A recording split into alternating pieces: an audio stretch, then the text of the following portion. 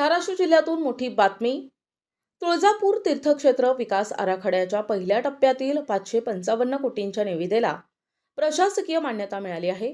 त्यामुळे आता तुळजापूरचा चेहरा मोहरा बदलणार आहे. तुळजापूर तीर्थक्षेत्राच्या सर्वांगीण विकासासाठी आखण्यात आलेल्या आराखड्यातील पहिल्या टप्प्याला आता प्रशासकीय गती मिळाली आहे.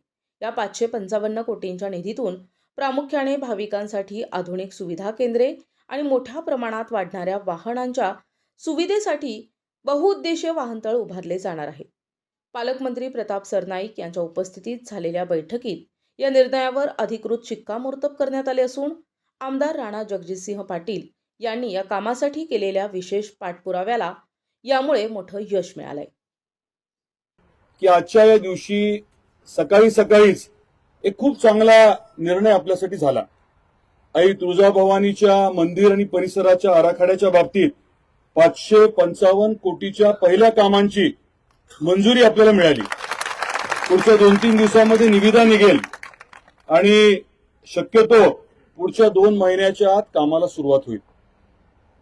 मार्च 2028 पर्यंत जवळजवळ 1800 कोटीची कामं पूर्ण करण्याचं आपलं लक्ष आहे.